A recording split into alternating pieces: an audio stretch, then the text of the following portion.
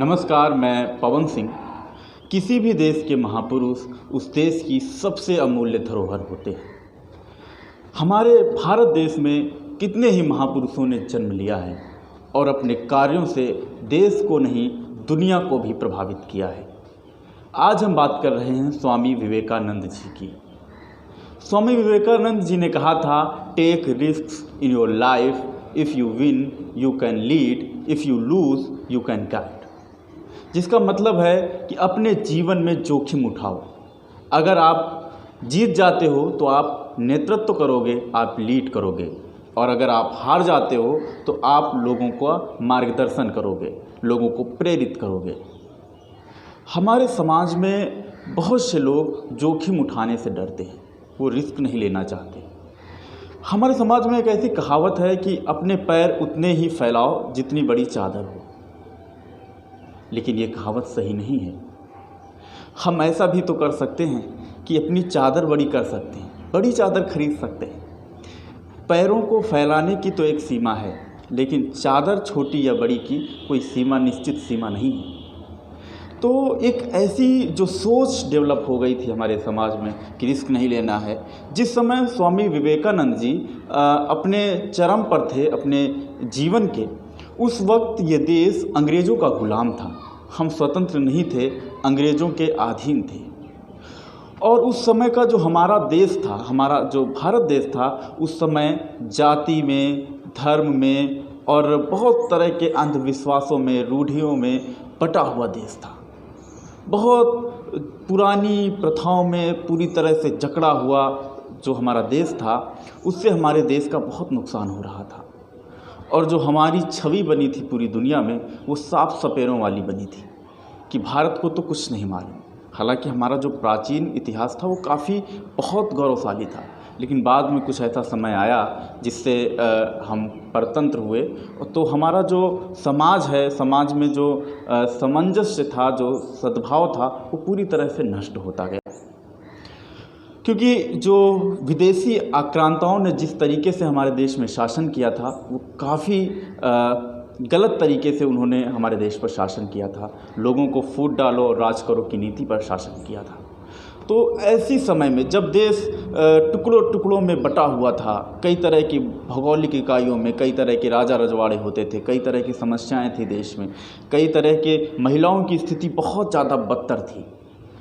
ऐसी स्थिति में स्वामी विवेकानंद ने एक नई अलख जगाई और उन्होंने कहा कि हम इतनी सारी कमियों के बावजूद भी, हमारे अंदर इतनी सारी कमियां हैं, उसके बाद भी हम खुद से प्यार करते हैं।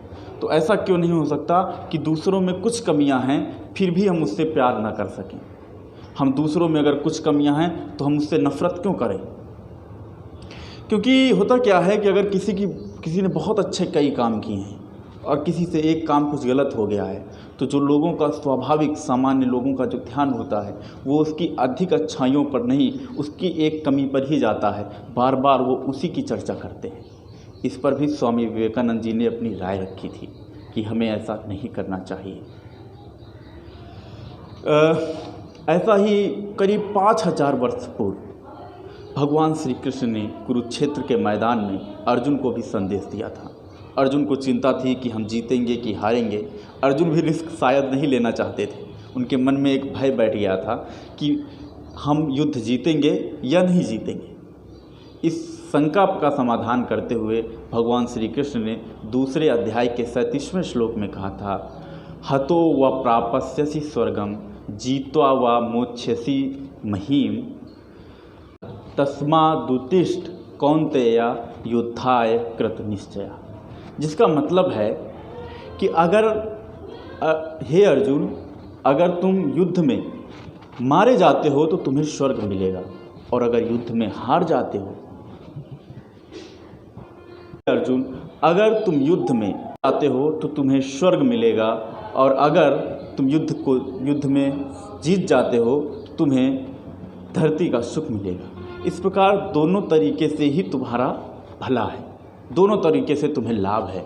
इस प्रकार से तुम युद्ध के लिए तैयार होकर के, दृढ़ निश्चय करके युद्ध के लिए तैयार हो जाओ। स्वामी विवेकानंद जी का जीवन बहुत तरह की प्रेरणाओं से भरा है। इतनी ऊर्जा थी उनमें स्वामी विवेकानंद जी के बारे में।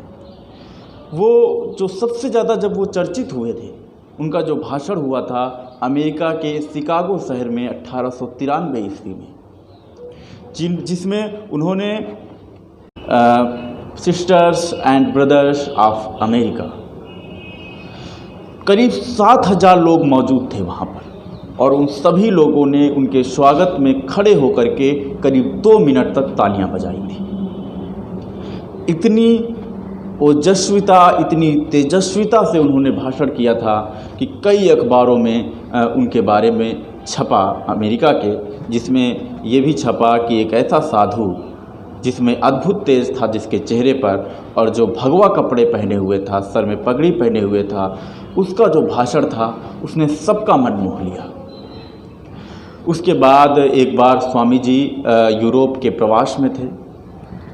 जर्मनी में एक विद्वान के यहाँ वो अतिथि थे, तो वो जो जर्मन विद्वान था वो अपनी कोई किताब पढ़ रहा था, कई दिनों से पढ़ रहा था, काफ़ी इस पर कि मैं कई दिनों से इस किताब को पढ़ रहा हूँ लेकिन मेरी कुछ समझ में नहीं आ रहा है। तो स्वामी जी ने कहा कि अगर आप बुरा ना माने तो ये किताब मुझे कुछ समय के लिए आप मुझे दे दीजिए।